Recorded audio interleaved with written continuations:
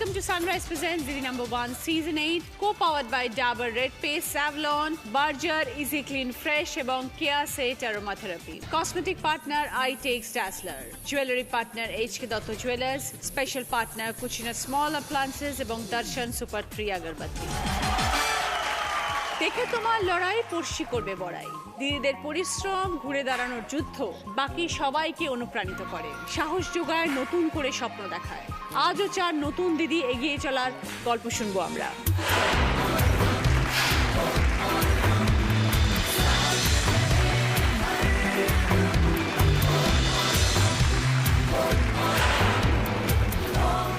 সবাই মঞ্চে উপস্থিত হয়েছেন, আমরা সকলের সাথে এখন পরিচয় করব। প্রথমে আছেন শর্মিষ্ঠা মুখার্জি। নমস্কার দিদি, আমি বেলুর মঠ থেকে আসছি। এখানে অনেকদিন থেকে আসার ইচ্ছা ছিল, আপনার সাথে দেখা করার ইচ্ছা ছিল। হঠাৎ শুনি একদিন পাড়ায় আমাদের যে জি বাংলার দিদি #1-এর টিম গেছে, তো সেখানে অডিশন দিতে যাই, আমি সিলেক্টেড হই। ওরাই আমাকে সুযোগ করে দিল এখানে আপনার কাছে আসার। আমাদের জীবনটা তো সুখ দুঃখ সব কিছু নিয়ে ভরা, তা আমার জীবনেও কিছু সুখ দুঃখের গল্প নিয়ে আপনার কাছে নিয়ে এসেছি, শোনাবো কিছু গল্প করবো। ঠিক শর্মিষ্ঠার মতনই আপনারাও চলে আসতে পারেন দিদি #1-এর মঞ্চে। আমরা পৌঁছে যাবো আপনাদের পাড়ায় এবং অডিশনের মাধ্যমে আপনারা চলে আসতে পারেন আমাদের এই মঞ্চে। লিখে পাঠান নিচের ঠিকানায় অথবা মেইল করতে পারেন didi #1 season8@c.slgroup.com। এরপরে আছেন দীপালি সেন। নমস্কার দিদি, আমি হাওড়া থেকে আসছি। চেষ্টা করলে যে জীবনের লক্ষ্যে পৌঁছানো যায়, আজকে যে কিভাবে আমি এই লক্ষ্যে পৌঁছেছি এই গল্পই আজকে তোমার সাথে করব বলে আমি এসেছি। সব গল্প শুনবো তোমার দীপালি। এরপর আছে সুপর্ণা সিংহ। নমস্কার দিদি, আমি আসছি চাকদা থেকে। নদীতে যেমন জোয়ার ভাটা হয়, সেরকম আমার জীবনেও জোয়ার ভাটা এসেছে, সেই গল্পই আজ আমি তোমার সাথে শেয়ার করব। সব কথা শুনবো তো। অর্পিতা গোস্বামী। নমস্কার দিদি, আমি আসছি শিলিগুড়ি থেকে। আমি কি করে একজন সাধারণ মহিলা থেকে একজন সফল ব্যবসায়ী হয়ে উঠেছি এবং সংসারের সমস্ত দায়িত্ব নিজের কাঁধে তুলে নিয়েছি, আজকে সেই গল্পই তোমার সাথে শেয়ার করব। সবাইকে নিয়ে শুরু করছি আমাদের প্রথম রাউন্ডে খেলা সানরাইজ প্রেজেন্টস দিদি নেভার জয়তে। প্রথমে আমরা একটা কথা বলবো শর্মিষ্ঠার সাথে। ভালো মন্দ সুখ দুঃখ নিয়ে তোমার জীবন। দুই বোন আমরা, দুই বোনকে আমাদের বাবা কোনোদিনও বুঝতে দেয়নি যে আমরা মানে মেয়ে হিসেবে আমাদের লালন পালন করা হচ্ছে, সন্তান স্নেহেই বড় করেছেন। আমার দিদি চাকরি করছে, স্কুল টিচার। আমি ডিস্ট্রিক্ট কমপ্লিট করেছি অ্যাথলেটিকে। গান করি, গান শিখিয়েছে বাবা। হাজব্যান্ডের সাথে আলাপ হলো। মঠে খুব ঠাকুর ভক্ত আমি, মানে রামকৃষ্ণদেব ছাড়া আমি কিছু বুঝি না, মা ছাড়া কিছু বুঝি না, স্বামীজি ছাড়া কিছু বুঝি না। দীক্ষিত তুমি? আমি দীক্ষিত মঠের।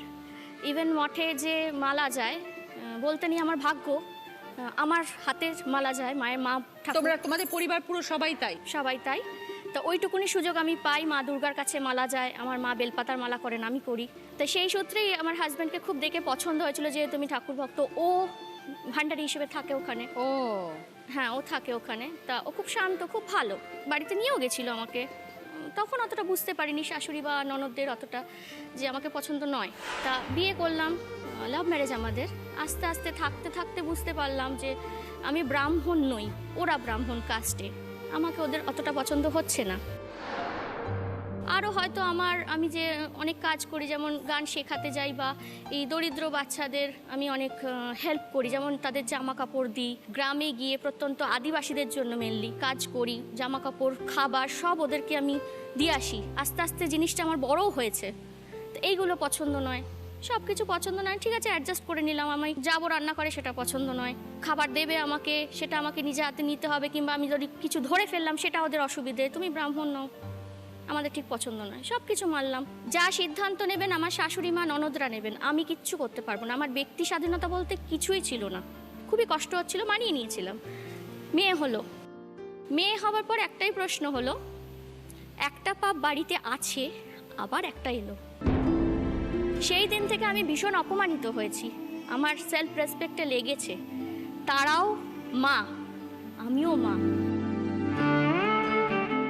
আমার শাশুড়ি মায়ের 2 মেয়ে আছে, তারা কিন্তু ভালো আছেন, কন্যা সন্তান। কিন্তু আমার মেয়ে কন্যা বলে আমি, বা আমার মেয়ে কন্যা বলে কেন সে অবহেলিত হবে? তারপর থেকে আমি বাপের বাড়িতে এক কাপড়ে চলে আসি। এই পুরো ফেসটাতে স্বামীকে পাশে পাওনি?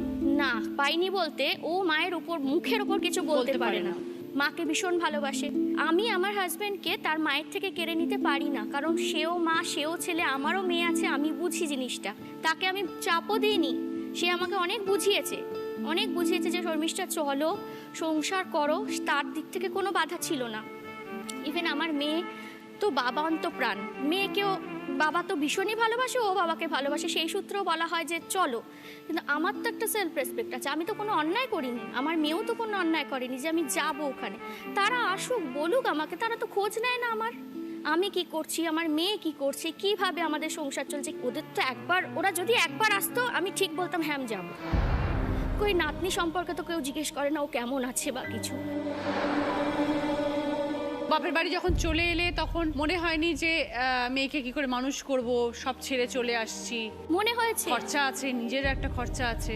নিশ্চয়ই। আমি গান শেখাই, আমার বুটিক আছে, আমি হস্তশিল্প মেলায় আমার একটা কলকাতা স্টল দিয়ে আমার হাতের কাজের পেন্টিং সেল হয়, আমার ওখান থেকে একটা সোর্স অফ ইনকাম, গান শেখানোর থেকে, বুটিক থেকে ন্যাচারালি আমার ইনকাম আছে। যেটুকু ইনকাম করি চলে। ওর মেয়ের খরচা ওর বাবা দেয়, মিথ্যে কথা বলবো না আমি, ওর বাবা দেয়। কিন্তু মেয়ে কি বাবার কাছে যায় মাঝে মাঝে? না, মেয়েকে বাড়ি আমি পাঠাই না। হাজবেন্ড এসে দেখা করে? হ্যাঁ, সেক্ষেত্রেও প্রবলেম, পছন্দ করেন না ওর মা। সেক্ষেত্রে আমি বলি ঝগড়া করে তো কোনো লাভ নেই, তুমি যাও, ওখানেই থাকো।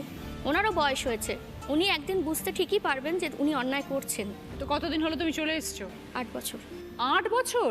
যেদিনকে আমার মেয়েকে টেনে নেবেন সেদিনকে আমি অবশ্যই চলে যাব। তো এই 8 বছরটা শর্মিষ্ঠা তোমার বেশ কঠিন লড়াই গেছে। একদম একার লড়াই। একদম। হাতের কাজ করো মানে কিরম ধরনের কাজ করো? আমি পেন্টিং করি, আচ্ছা। তারপরে আপনার শার্পনারের যে কাটারগুলো থাকে, হ্যাঁ। সেই কাটারগুলো থেকে নানা রকম ফর্ম বানাবার চেষ্টা করি। আচ্ছা। ক্লের কাজ করি, তারপরে দড়ি দিয়ে কিছু দড়ি, খড়। আচ্ছা। আর যখন সেল হয় তখন তো ভীষণ আনন্দ হয়। ভালো লাগলো শর্মিষ্ঠা, তুমি যে ভেঙে পড়োনি এবং তুমি যে লড়াকু মনোভাব নিয়ে জীবনে এগিয়ে যাচ্ছ এবং সঙ্গে মেয়েকেও এত সুন্দর করে মানুষ করছো, বড় করছো। হয়তো কোনো না কোনো একদিন তোমাকে শ্বশুর শাশুড়ি পরিবারের সবাই মেনে নেবে এবং তোমাকে ডেকে নেবে, কাছে ডেকে নেবে, যখন বুঝতে পারবে শর্মিষ্ঠাই ঠিক, আমরা ভুল। নিশ্চয়ই সেই দিনটা আসবে শর্মিষ্ঠা, এবং তোমার জন্য আমার শুভেচ্ছা রইল। মেয়েকে ভালো করে মানুষ করো Sharmistha. Okay, I wish you all the best. Okay, দেখো সকলের জন্য কি খেলা আসছে।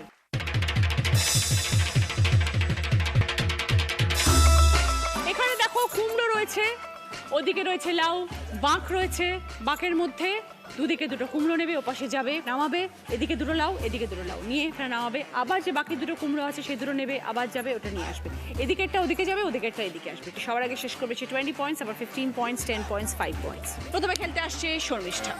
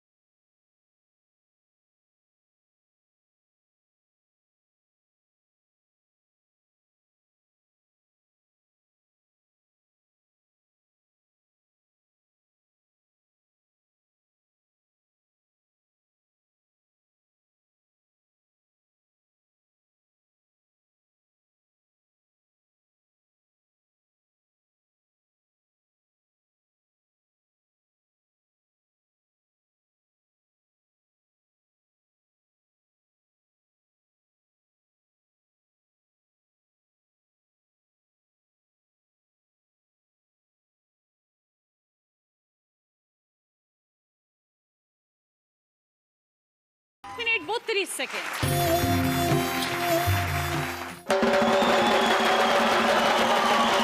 একে ঢাক শেখাতে যে আমি নিজেই ঢাক হয়ে গেছি। এবার পুজোতে হংকং যাচ্ছি। হংকং নিয়ে ভাগো যাবে? হ্যাঁ, ওখানে এবার ঢাক বলে। একটা কথা বলি, শঙ্করকে কিন্তু হংকং এর লোকের মতনই দেখতে এখানে। শুক্রবার বিকেল 5টায় জি বাংলা এইচডিতে। ফিরে এলাম ব্রেকের পর। আপনারা দেখছেন Sunrise presents the number 1 season 8, co powered by Dabur red paste Savlon, Berger easy clean fresh এবং Keya Seth aromatherapy. Cosmetic partner Eyetex Dazzler, jewellery partner H K Dutta jewellers, special partner Kutchina small appliances এবং দর্শন সুপার 3 আগরবাতি। সুপর্ণা, তুমি বললে তোমার জীবনটা নদীর জোয়ার ভাটার মতন। হ্যাঁ দিদি, শুনবো তোমার গল্প। এমএসসি করছি, পড়াশোনা করছি, স্টুডেন্ট। তার পাশাপাশি আমার বাবার ব্যবসা, মায়ের সাথে সময় কাটানো, আমার পাশে পাশে থাকা, সব কিছুই এখন মানে বলতে পারো বাড়ির গার্জিয়ান এখন বলতে আমি। কিন্তু 1 বছর আগে কিন্তু আমি এই সময়ের মধ্যে দিয়ে একদমই যাইনি। আমার জীবনটা সম্পূর্ণ আলাদা ছিল। যেরকম? আমিও আর 5টা মেয়ের মতন হাসতাম, খেলতাম, বন্ধুবান্ধবীর সাথে সময় কাটাতাম, কিন্তু আমি এখন সেটা একদমই পারি না। কেন? এই দিনটা ছিল সোমবার, আমার ভাই স্কুলেও গেছিল। তারপর টিফিন পিরিয়ডে ওর বন্ধু বান্ধবদের সাথে আমাদের ওখানে গঙ্গায় একটা চল আছে যে সবাই ঘুরতে যায় গঙ্গার পাড়ে। বর্ষাকাল ছিল, ও গেছে বন্ধু বান্ধবের কত বয়স ছিল তখন? 17 বছর, এই জাস্ট 1 বছর আগে ঘুরতে গেছে। এবার যেহেতু বর্ষাকাল, ওরা যে সাঁতার কাটবে, স্নান করবে বা জলে ঝাপাঝাপি করবে ওর জন্য যায়নি, গেছে এমনি গঙ্গার পাড়ে ঘুরতে। আমরা ওদিকে সবাই যাই গঙ্গার পাড়ে ঘুরতে। ওর পায়ে কাদা লেগে গেছে, প্যান্টে। তখন ওর বন্ধুদেরকে বলছে যে পায়ে কাদা লেগে গেছে, প্যান্টে কাদা লেগে গেছে, মা কিন্তু এটা দেখলে খুব বকা দেবে, বকাবকি করবে বাড়িতে। নেমেছে পা ধুতে, যেই পা ধুতে নেমেছে সাথে সাথে স্লিপ কেটে ভেতরে ও পড়ে গেছে ভেতরে। তারপরে ওকে আর কেউ দেখতে পায়নি। ওরা টোটাল 7 জন গেছিল, কেউ দেখতে পায়নি। ওকে দেখতে গিয়ে ওর বন্ধুও স্লিপ কেটে ভেতরে। আর একটা বন্ধু ছিল, ওকে বাঁচাতে গিয়ে ও ভেতরে ঢুকে গেছে। 2 জন একসাথে ভেতরে ঢুকে গেছে। তো এসছে ভাইয়ের আজকে বেস্ট ফ্রেন্ড। গঙ্গার পাড়ে অনেক লোক ছিল, ও তো খুব কাঁদছে। ও বলছে একটু দেখো না, বাঁচাও না, আমার বন্ধু দুটোকে বাঁচাও না।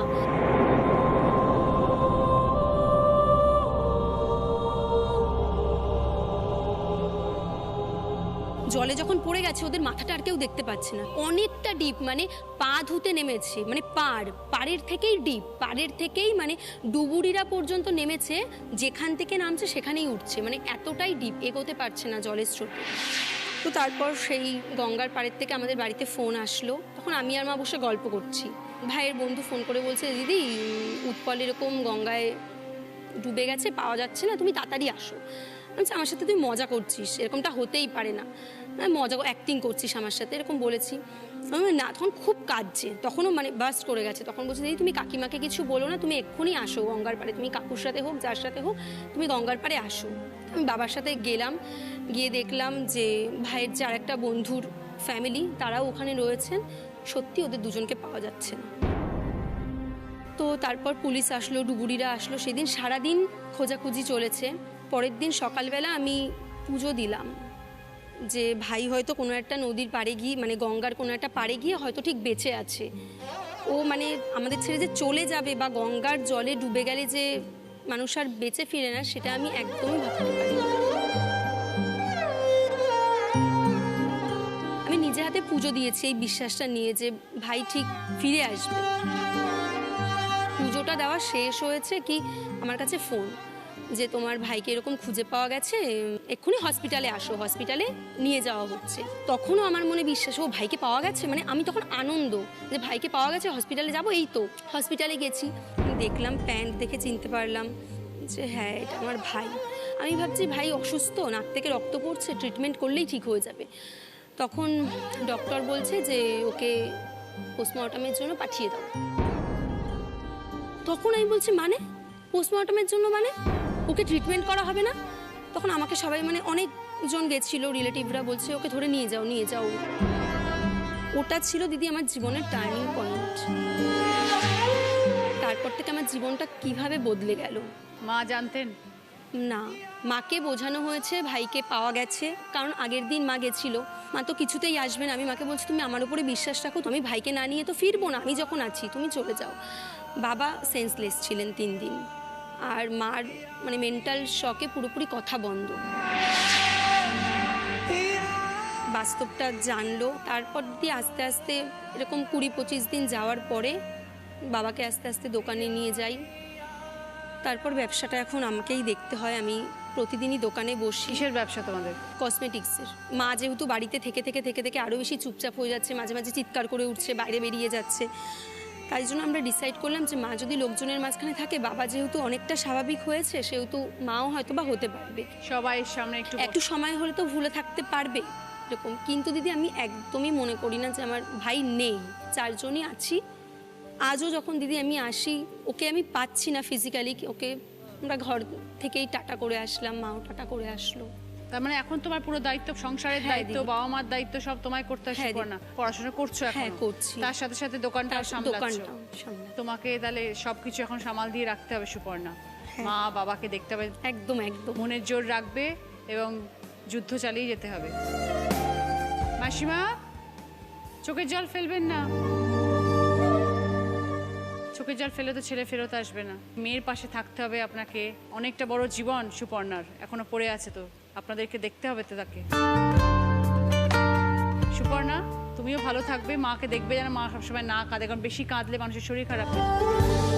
কিন্তু সবসময় মনে রাখবে যে ভাই সঙ্গে আছে এবং ভাই দেখছে। সবসময় আমরা এটা মনে করি। ভাই সঙ্গে আছে এবং তোমরা সবসময় ভালো থাকলে দেখবে ভাইও ভালো থাকবে।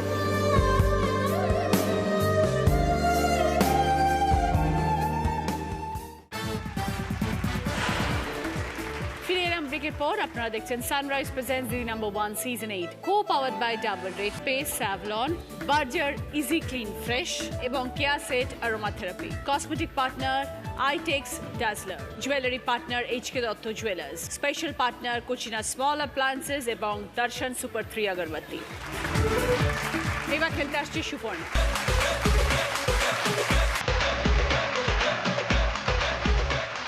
Ready, start.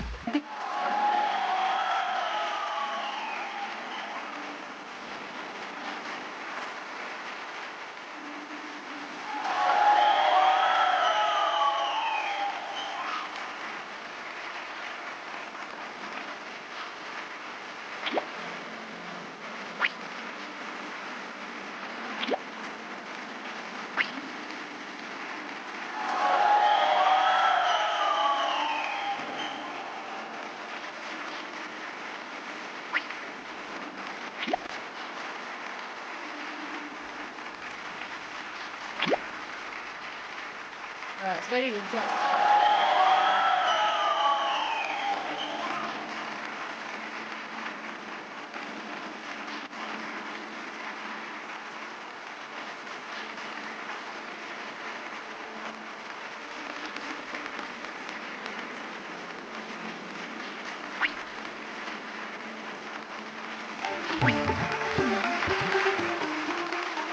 Suparna's time, 1 minute 23 seconds.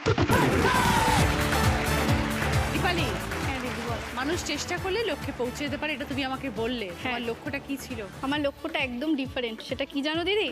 সেটা হচ্ছে এই মঞ্চে আসা। আমি 11 বার অডিশন দিয়েছি এই মঞ্চে আসার জন্য। এক সময় এমন হয়েছিল, একবার ফোন এসছে, মানে আমি অডিশন দিয়ে গেছি, যে হ্যালো আপনি দীপালি সেন বলছেন, আমি জি বাংলা থেকে বলছি। তৎক্ষণাৎ কোনো কিছু আমি না শুনেই তখনই আমি লাফিয়ে বলছি কি কি করতে হবে, মানে আমি এতটাই এক্সাইটেড হয়ে যাই, ওনার কথাটাই কিছু শুনি না। তো উনি তখন বলছে না না না না আপনি একটু শুনুন, ঠান্ডা হন, দাঁড়ান একটু শুনুন, আপনার ফাইনাল অডিশন। আমি আবার ফাইনাল অডিশন? আবার সেই হাজব্যান্ডে নিয়ে আসে প্রতিবার। তাদের কাছে গিয়ে বললাম আমি তো এই ফাইনাল অডিশন দিলাম, এবার কতদিন পর আমি চান্স পাবো? 1 মাস। আবার 1 মাস পর? সব কাজের যদি তোমার লক্ষ্য ঠিক থাকে, স্থির থাকে, তুমি ঠিক একদিন না একদিন ঠিক উত্তীর্ণ হতে পারবেই। তারপরে বাড়ি থেকে সাপোর্ট পেলেও এমনি অন্যান্য নানান জায়গা থেকে আমি শুনতে থাকি না না এগুলো ফেক, তোমার যাওয়াটাই বৃথা। এরকমভাবে মানে মানুষ আমাকে তো উৎসাহ দেয়ইনি, উপরন্তু মানে ভেঙে দিয়েছে। কিন্তু আমি ভেবেছিলাম এবারও যদি না হয় আমি আবার আসবো। তাহলে এখন বিশ্বাস হলো তো অডিশনের মাধ্যমেই এখানে আসা যায়? হ্যাঁ। সময় যতক্ষণ না আসবে ততক্ষণ আসতে পারবে না। আর দিদি আমি এটা সকলকেই বলতে চাই যে না, এখানে সত্যি ফোন কলের মাধ্যমে বা ইমেলের মাধ্যমে বা অডিশনের মাধ্যমেই এখানে তোমার সিলেকশন হয়ে থাকে, তাহলে তুমি নিশ্চয়ই এখানে তুমি আসতে পারবে। 11 বার পেরিয়ে 12 বারের বার আমার মঞ্চে দাঁড়িয়ে আছে। হ্যাঁ দাঁড়িয়েছে। কেমন লাগছে? ভীষণ ভালো লাগছে। ধন্যবাদ জি বাংলার প্রতিটি সদস্যকে, ধন্যবাদ দিদি নাম্বার 1-এর এই মঞ্চকে। কি করো তুমি দীপালি? বিয়ের আগে তখন আমি টিউশন করতাম, তারপরে আমার লাভ ম্যারেজ বিয়ে হয়ে যায়। বেবি হয়ে যাবার পর আমি না খুব ডিপ্রেশনে ভুগতে থাকি। মানে জীবনটা না ঠিক একঘেয়ে টাইপের হয়ে গেছিলো, মানে কিছুই ভালো লাগতো না আমার। সব কিছুর জন্য হাজব্যান্ডের থেকে টাকা চাওয়া, মানে সব কিছু করবো, কারণ এরমভাবে তো আমার মানে আগের লাইফটা তো এরমভাবে কাটেনি। তাই আমি চেষ্টা করছিলাম যে যদি নিজের পায়ে কিছুভাবে দাঁড়ানো যায়। তখন আমার শাশুড়ি মা বলেন যে তুমি তো একটা কাজ করতে পারো, তুমি তো শাড়ির ব্যবসা করতে পারো। তখন আমি বললাম আমার কাছে তো পুঁজি সেরকম কিছু নেই। তখন আমার শাশুড়ি মা আর আমার মা টাকা দিয়ে হেল্প করে। তা দিদি আজকে 5,000 টাকা দিয়ে নেবেছি 2012-তে, এটা 2019। আমার 1 লাখের ওপর মানে আর কি আমার পুঁজি ছাড়িয়ে গেছে ব্যবসায়। এইভাবে দিদি আমি নিজের কাজে এগিয়ে চলছি। আর বর্তমানে আমি একটা এনজিওর সাথেও যুক্ত আছি। আমাদের এনজিওর নাম হচ্ছে প্রেরণা। গরিব দুস্থ বাচ্চাদের পুরনো জামা কাপড় দিয়েই আর কি তাদের শুরু করেছিলাম, কিন্তু এখন আস্তে আস্তে অনেক ভাইরা এগিয়ে এসেছে, হাত বাড়িয়েছে। এই বছরে আমরা কি করব, সেই সব বাচ্চাদের আর কি নতুন জামা কাপড় দেওয়ার চেষ্টা করছি, তাদের পাশে থাকার চেষ্টা করছি। এইভাবে এগিয়ে যেতে চাইছি দিদি জীবনে। দীপালি, খুব ভালোভাবে এইভাবেই জীবনে এগিয়ে যাও, আনন্দে থাকো, খুশিতে থাকো। থ্যাংক ইউ দিদি। I wish you all the best.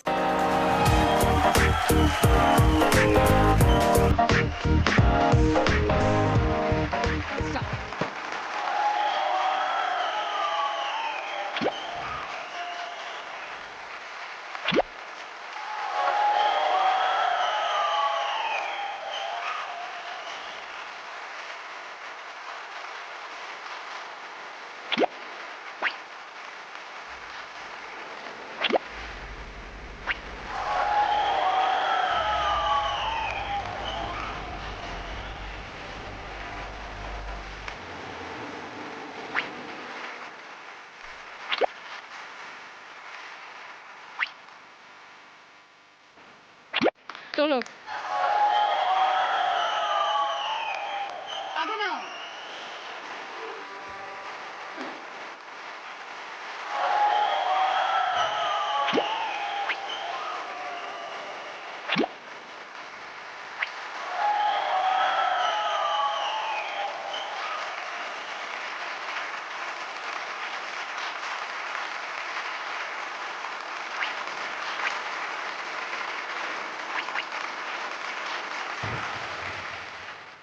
Dipali খেলাটা শেষ করেছে 1 মিনিট 22 সেকেন্ড।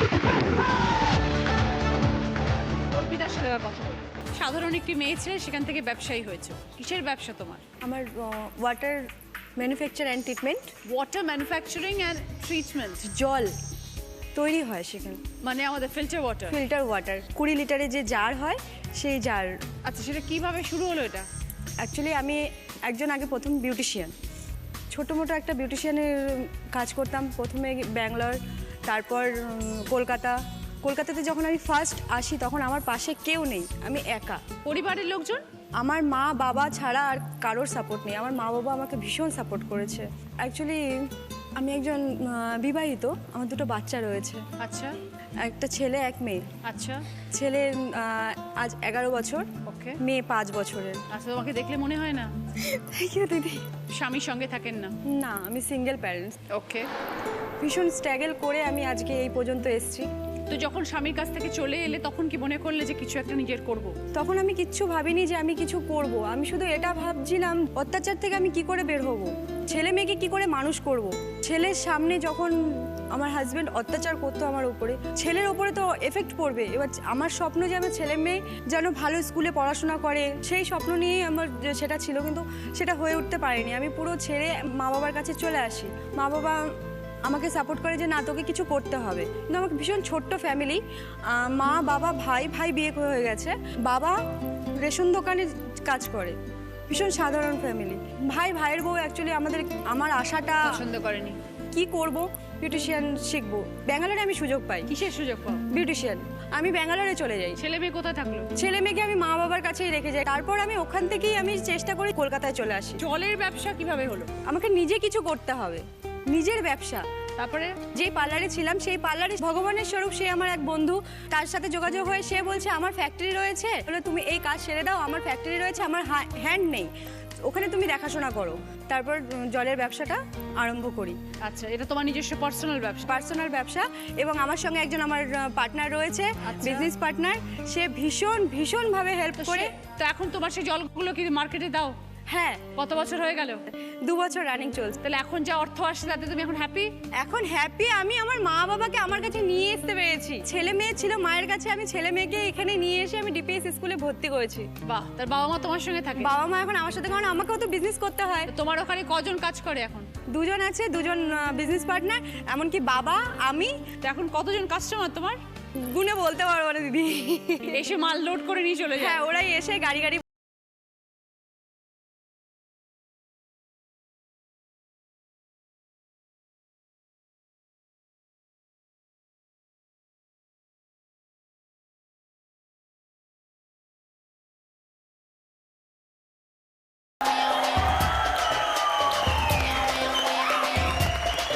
আগে তোলো আগে, তারপর হাঁটা দেবে।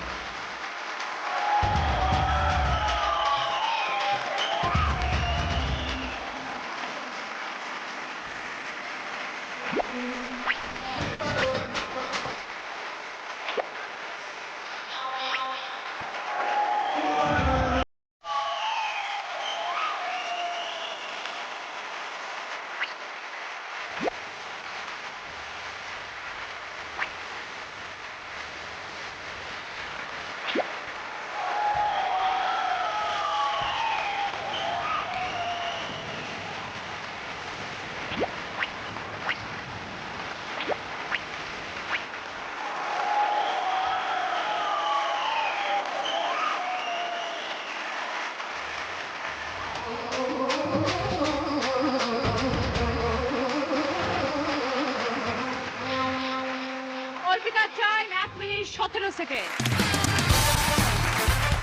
ফার্স্ট রাউন্ডের স্কোর, এই রাউন্ডে ফার্স্ট পজিশনে আছে অর্পিতা 20 পয়েন্টস, সেকেন্ড পজিশনে আছে দীপালি 15 পয়েন্টস, থার্ড পজিশনে আছে সুপর্ণা 10 পয়েন্টস, ফোর্থ পজিশনে আছে শর্মিষ্ঠা 5 পয়েন্টস। অর্পিতা পছন্দ ওরিয়েন্ট জুয়েলার্সের তরফ থেকে সোনার হার, ওরিয়েন্ট জুয়েলার্স শুধুই হলমার্ক। দীপালির পছন্দ রাইস কুকার, সুপর্ণার পছন্দ সোফা, শর্মিষ্ঠার পছন্দ পুষ্পা ফার্নিচারের তরফ থেকে স্টাডি টেবিল। পুষ্পা ফার্নিচার, যত্নে থাকুক সবকিছু।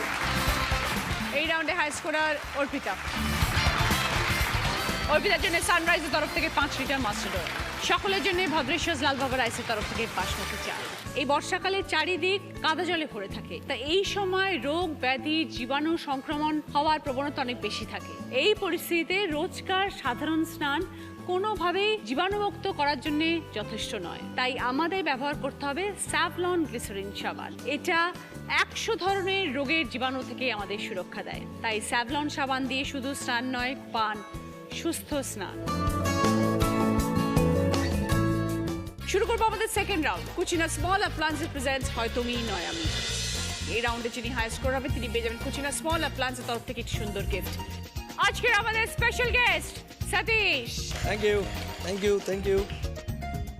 প্রথম গানের প্রশ্ন সঠিক উত্তর দিলে গিফট পাবে সানকুইকের তরফ থেকে প্রেসার কুকার।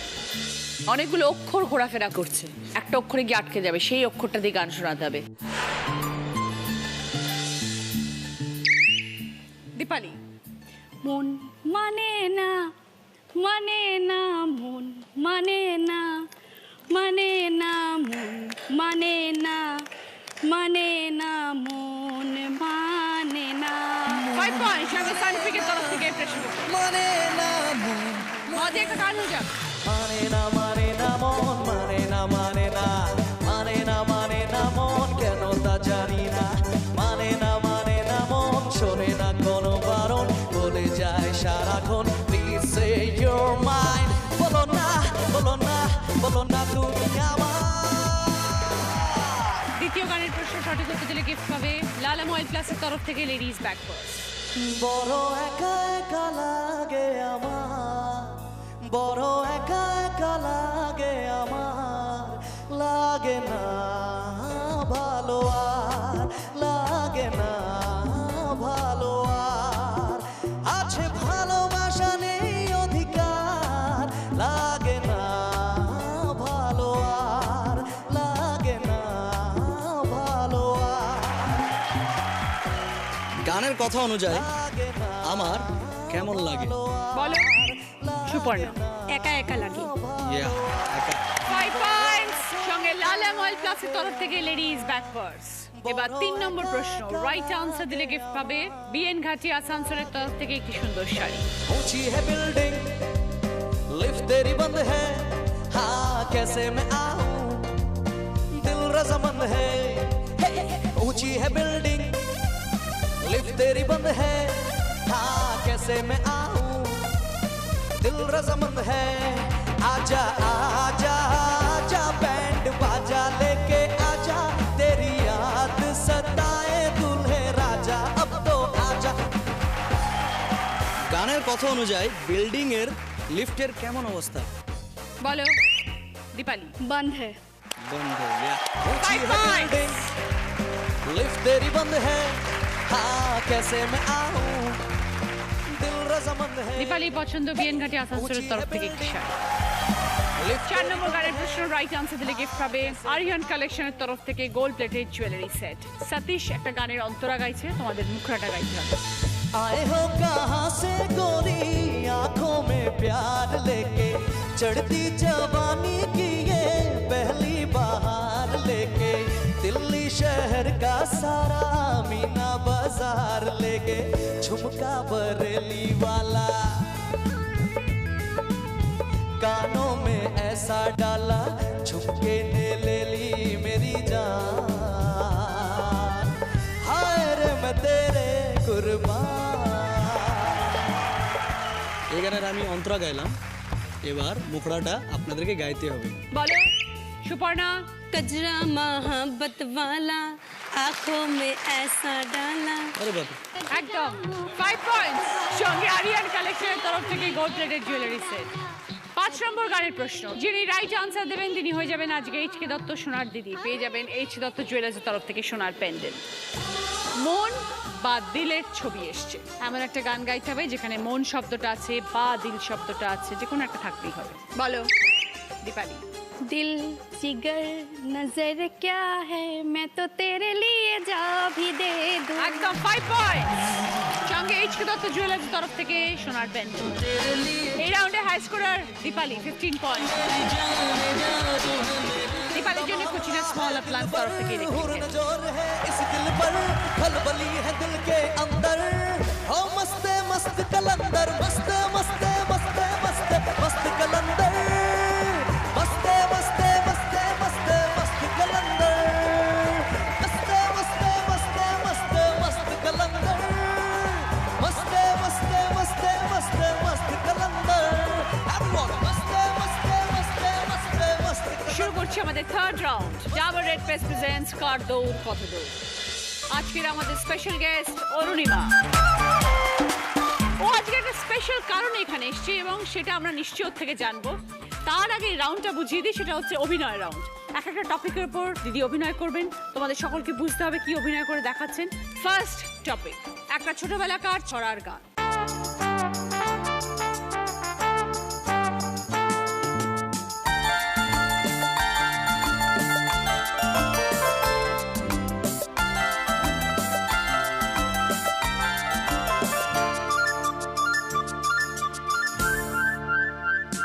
বলো সুপর্ণা। লাল ঝুটি কাকাতুয়া ধরেছে যে বাইন। একদম 5 পয়েন্টস। এবার আমাদের সেকেন্ড টপিক, 3 রকমের নাচের নাম।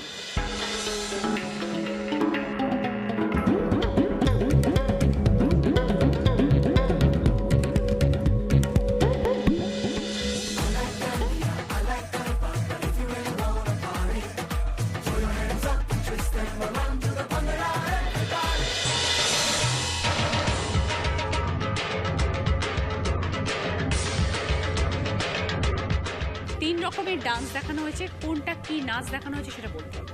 বলো শর্মিষ্ঠা। প্রথমটা হচ্ছে মহালয়া সেই দুর্গার যে নাচটা হয় ওইটা। শর্মিষ্ঠাকে বাদ দিয়ে বাকি 3 জন বলো। বলো দীপালি। একটা ধুনুচি নাচ, আর একটা ভাংড়া নাচ দেখিয়েছেন একটা, আর একটা কি ছিল? চামর। দীপালিকে বাদ দিয়ে বাকি 2 জন বলো। বলো সুপর্ণা। মুখোশ পরে যেই ডান্স করে, নামটা বলতে হবে। সুপর্ণাকে বাদ দিয়ে যদি অর্পিতা জানো উত্তরটা দাও। প্রথমটা ছিল ছৌ নাচ, তারপরটা ছিল ভাংড়া পাঞ্জাবি ডান্স, তারপরটা ছিল আমাদের বাঙালিদের ধনুচি নাচ। অরুণিমার সাথে কথা বলবো আজকে ও যে স্পেশাল গেস্ট হয়ে এখানে এসছে তার কি কারণ। আমার ছবি রিলিজ করছে 17 সেপ্টেম্বর। আচ্ছা, আমাদের ছবির নাম হচ্ছে 17 সেপ্টেম্বর, রিলিজ করছে 13 সেপ্টেম্বর। বলবেন না কিন্তু এরকম একটা নাম কেন? এটা অ্যাকচুয়ালি এই ডেটটা নিয়ে সিনেমা করেগা প্ল্যান করেগা, আমাদের এই হবে আমাদের সেই হবে, আর হলো কি এটা একটা পারিবারিক ছবি, মানে তার মধ্যে একটা লাভ স্টোরি আছে। আচ্ছা, আমি সবার সামনে বলে ফেললাম যে লাবণ্যকে আমি ভালোবাসি। এখানে যে আমি চরিত্রটা করছি লাবণ্য, নীলকে বিয়ে করে আলাদা ফ্ল্যাটে থাকে এবং তার নিজের মতন করে তার সংসারটাকে সাজাতে চায়, কিন্তু ঝগড়া স্টার্ট হয়ে যায় কারণ ইএমআই, ফ্ল্যাটের ইএমআই আলাদা 50-50 সব, গাড়ির ইএমআই তাকে হাফ দিতে হয়। এবং এটা খুব সুন্দর মেসেজ আছে এই ছবিতে। আমরা এখন সবসময় চাই যে আমাদের পরিবারের বাবা মা থেকে আলাদা থাকতে, কিন্তু যখন মানুষ বিপদে পড়ে তখন কিন্তু ফ্যামিলির পাশে দাঁড়ায় এবং সবচেয়ে সাহায্যটা কিন্তু ফ্যামিলি করে। খুব সুন্দর একটা মেসেজ আছে এবং এটা আজকের দিনের একটা cinema. Good, all the best. Thank you so much. ছবির নাম 17 সেপ্টেম্বর, রিলিজ করছে 13 সেপ্টেম্বর। অমিতাভ ভট্টাচার্য পরিচালিত 17 সেপ্টেম্বর। আপনারা নিশ্চয়ই সিনেমা হলে গিয়ে ছবিটি দেখবেন। অনেকগুলো কারণের প্রয়োজন পড়ে, কিন্তু আলাদা থাকার জন্য যে কোনো একটা কারণই যথেষ্ট। 3 নম্বর টপিক, একটি বাংলা গানের নাম।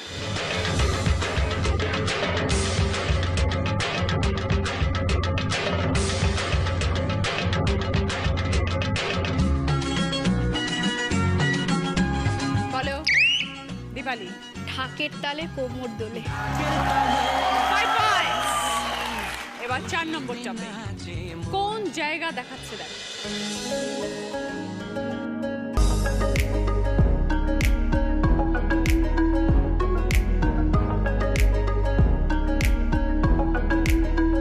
বলো সুবর্ণা। পার্লার। 5 পয়েন্টস। শেষ টপিক, দেখো কি দেখাচ্ছে।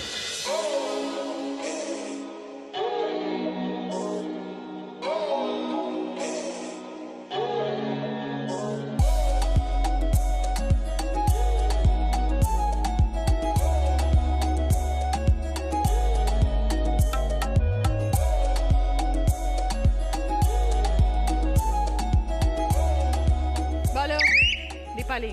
লেবু চা। 5 পয়েন্টস। 5টা টপিক শেষ, এই রাউন্ডে খেলাও শেষ। অরুণিমার জন্য জোরে হাততালি। Thank you so much Arunima. Thank you. এই রাউন্ডে হাই স্কোরার দুজন, দীপালি এবং সুপর্ণা, দুজনেই 10 পয়েন্ট। দীপালি পছন্দ সানরাইজের তরফ থেকে সর্ষের তেল এবং রান্নার মশলা।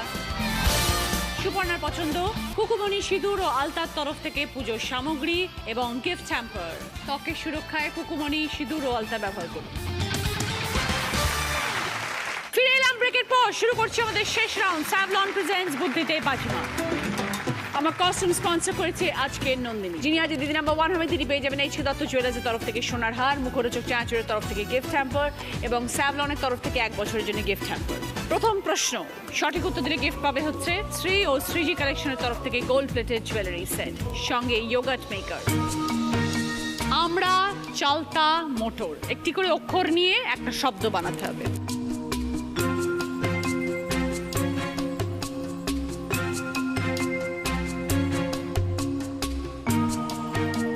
এবার বলো শর্মিষ্ঠা। আচার। বোঝাও। আমরা রা, চালতার চা, মটরের র। 20 পয়েন্টস। সঙ্গে শ্রী ও শ্রীজি কালেকশনের তরফ থেকে গোল্ড প্লেটেড জুয়েলারি সেট এবং ইয়োগাট মেকার। দ্বিতীয় প্রশ্ন, সঠিক উত্তর দিলে গিফট পাবে স্যাভলনের তরফ থেকে 1 বছরের জন্য গিফট হ্যাম্পার। তোমার মাসি, তার একমাত্র জামাইবাবু, তার শ্যালক তোমার কে?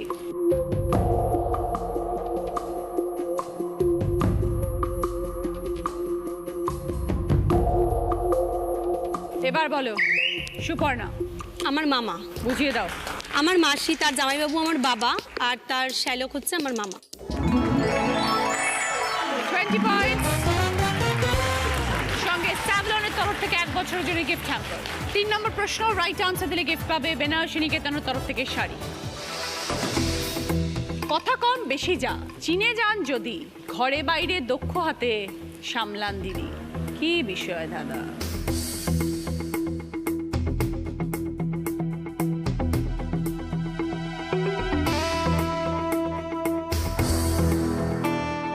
বলো শর্মিষ্ঠা। সংসার সামলান। দীপালি। কাজ। কাজ কথা কম কাজ বেশি, ঘরে বাইরে আমরা সব কাজ সামলাই মেয়েরা। -10 শর্মিষ্ঠা। 4 নম্বর প্রশ্ন, রাইট আনসার দিলে গিফট পাবে সিধু চাকি ফ্রেশ আটার তরফ থেকে 4.1 অডিও স্পিকার এবং গিফট হ্যাম্পার। পাশাপাশি ক্লু, শ্বাসে জলে আছে বেশ, তেলের খবর রাখে কেশ। উপনিষদ ক্লু, জল নিয়ে তার থাকা, আওয়াজ বেশি যখন ফাঁকা।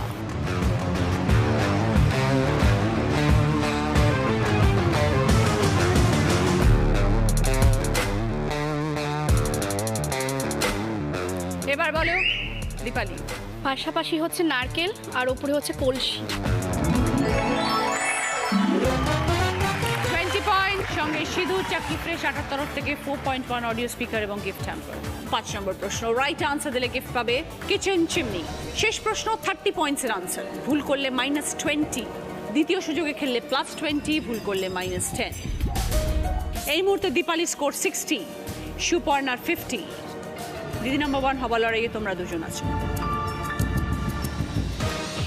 দেখো ছবিটা হচ্ছে ক্লু, শূন্যস্থান পূরণ করতে হবে, 5টা শব্দে উত্তর।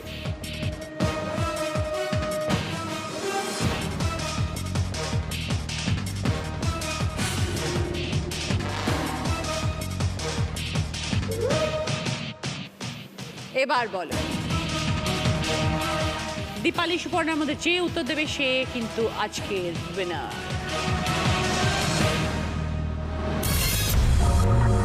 এবার আমরা দ্বিতীয় সুযোগের জন্য খেলবো। এবার বললে +20, নচেত -10। তয় হর্ষই এবং বৈষ্ণরায় একার যোগ হয়েছে। এবার বলো দীপালি। তিল তিল করে সঞ্চয় করা। 20 পয়েন্টস, সঙ্গে কিচেন চিমনি। শেষ প্রশ্নের উত্তর দিয়ে আজকে দিদি নম্বর 1 হয়েছে দীপালি শেখ, 80 পয়েন্টস।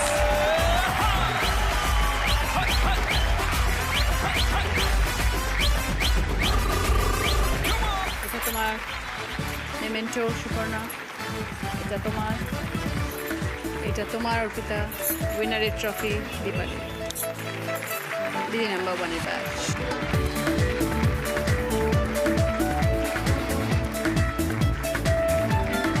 এই ছিল দত্ত জুয়েলার্সের তরফ থেকে এই সোনার হার। মুখরোচক চানাচুরের তরফ থেকে গিফট হ্যাম্পার, স্যাভলনের তরফ থেকে 1 বছরের জন্য গিফট হ্যাম্পার, মিয়া আমরের তরফ থেকে দিদি নম্বর 1 কেক, সকলের জন্য মিয়া আমরের তরফ থেকে গিফট হ্যাম্পার, সানরাইজের তরফ থেকে গিফট হ্যাম্পার, বাঞ্ছারামের তরফ থেকে মিষ্টির গিফট হ্যাম্পার, মিষ্টি মানেই বাঞ্ছারাম।